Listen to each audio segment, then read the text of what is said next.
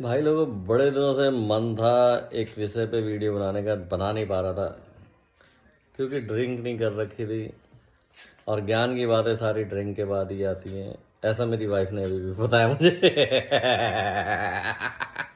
खैर, बात ज्ञान की, मतलब जिस मुद्दे पे बात करने का, वीडियो बनाने का, ये क्या लग रहा है यार, तो था कि जब से छावा मूवी रिलीज हुई है तो मुगल पीरियड, औरंगजेब, मुगल काल, इस पे बातें हो रही हैं बहुत सारी। और एक उससे पहले से विषय चल रहा है उर्दू हिंदी का। तो ये महान, जो बड़े बड़े महान लोग हैं ना, जैसे विकास दिव्य, कीर्ति, जावेद अख्तर, और एक हिस्टोरियन है राम पुनिया शायद, शायद ऐसे और भी हैं। ये तीन मेन उल्लेख करे इन्होंने अपने शब्दों में, बड़े अच्छे से कहा है। बड़े मतलब मीठे लोग हैं। मीठे समझते हैं हमारी भाषा में मीठे कैसे कहते हैं, लेकिन मैं मीठे को मीठा कह रहा हूँ, वो वाला मीठा नहीं कह रहा। लेकिन ये बड़े मीठे लोग हैं। इनमें हो सकता है कुछ मीठे हों, वैसे वाले ही। इनकी बातों से लगता है मीठे लोग हैं बड़े। इतनी जब ये बात करते हैं ना, तो इनकी जो है चाशनी, मतलब अगर फीकी चाय पी रही हो तो मीठी हो जाएगी, इतनी चाशनी होती है इनकी बातों। तो विकास दिव्य कीर्ति सर, उनका मैं सुन रहा था सोशल मीडिया पे ही, उनके वो चलते हैं यूट्यूब चैनल। और अरे, उर्दू मेरठ में बनी हुई अपनी भाषा है, कैसे कम कर दोगे, कैसे हटा दोगे, ये वो फलाना ढिमकड़ा, 100 बातें। और ये तो अपनी भाषा है, मेरठ में पैदा हुई है, अपनी भाषा है। इसी तरह के तर्क बातें जावेद अख्तर साहब ने भी कही। और राम पूनिया तो भाई साहब ओ इस तरह की बात करते हैं कि आपकी आंखों में आंसू ला देंगे। इतने मीठे, इतने आराम से बोलने वाले हैं।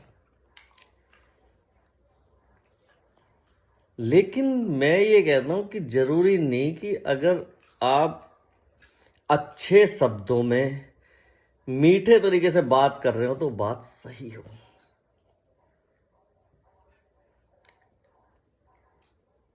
फुद्दू इसी तरह बनाया जाता है, मीठी बातें बोल के। धोखा इसी तरह दिया जाता है, अपने वस्त्रों को चेंज करके। जैसे रावण ने सीता हरण करा तो वो साधु के वेश में आया था। खैर, और भी बहुत सारे उदाहरण हैं। लेकिन मैं यहाँ ये कहना चाहता हूँ, अगर मेरठ में उर्दू पैदा हुई तो अच्छी बात है, इंडिया में पैदा हुई अच्छी बात है, किसी को कोई गुरेज, किसी को कुछ नहीं है। लेकिन ये भाषा बनाने की जरूरत क्या पड़ी भाई साहब? जब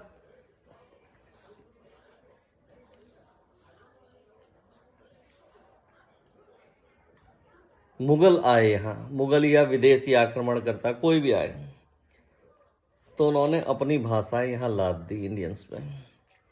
आप आज़ादी से पहले की, मतलब 1947, 2014 वाली आज़ादी मत समझना। आपकी वाली आज़ादी से पहले आप गौर करें, जितनी भी आपके प्रॉपर्टी के पेपर होंगे ना, गांव देहात कहीं के भी, सब उर्दू में, फारसी में, अरबी में, मतलब उर्दू। हाँ, यहाँ पे ये मैं बता दूं, ये कहते हैं वो भाषा यहाँ पैदा हुई। भाषा उसे कहते हैं, मैं तो छोटा मोटा आदमी हूँ, मैं इतना ज्ञानी आदमी नहीं, लेकिन इतना मैंने जो पढ़ा था अपना 6th 7th 8th स्टैंडर्ड में, ये आ जाती है सारी बातें। भाषा उसे कहते हैं जिसकी अपनी लिपि हो। अगर लिपि नहीं है, लिपि मने लिखने की कला, जिसे लिखा जा सके, उसे भाषा कहते हैं। और जो लिपि है वो ये अरबी की है। बोल तो आप कुछ भी लो, शब्द कहीं से भी ले लो, लेकिन अगर उसे लिख रहे हैं तो लिपि क्या है, तो इसकी जरूरत ही क्यों पड़ी, और लिपि कौन सी है वो आप देखें, वो आप तय करें। और जब भाषा ही बनानी थी तो लिपि वो संस्कृत की देवनागरी लिपि या कोई भी भारतीय लिपि, गुरमुखी ले लो, कुछ भी क्यों नहीं रही। क्योंकि कोई भी जब अपना राज स्थापित करता है तो उससे अपनी पहचान बनानी होती है, एक जिसे कहना ना डोमिनेटिंग पर्सनैलिटी, अपना एक दिखाना होता है रुतबा। तो इसके लिए ही वही भाषा बनाई जाती है, समझे नहीं। तो ये इतना आसान नहीं है जो ये मीठे लोग इतनी प्यार से ये बता देते, समझा देते। ये इतनी छोटी बात नहीं है, ये एक संस्कृति को खत्म करने वाली बात होती है। जब आप अपनी बात, अपने शब्द किसी दूसरे की जुबान पर, चाहे कैसे ही, चाहे प्यार से, चाहे मार से, चाहे तकरार से डाल दे, वो आपकी जीत होती है। एक डोमिनेटिंग पर्सनैलिटी होती है। तो वही कोशिश होती है किसी भाषा को लागू करना, ये सब करना, ठीक है ना। तो हो सकता है मेरी बात समझ आ रही हो आपको। कहने का मतलब है ये मीठे लोगों की बातें इतनी सरल नहीं है, इनके पीछे भी एक बहुत बड़ा एजेंडा है। विकास दिव्य कीर्ति को अपनी दुकान चलानी है IAS वाली, जावेद अख्तर को भी अपना एजेंडा साधना है, और राम पूनिया जो है उन्हें भी अपना एजेंडा साधना है, समझे नहीं। अपने दिमाग का इस्तेमाल करें, बुद्धि विवेक का इस्तेमाल करें, तो सब चीज़ें हल निकल आएगा। मैं तो बहुत छोटा आदमी हूँ, पुरानी बातें मुझे ध्यान आती है जो मैंने पढ़ी थी, उनके आधार पर मैं ये सब बातें बताता रहता हूँ, और सारे फैक्ट्स भी निकाल दूँगा, सब चीज़ बता दूँगा।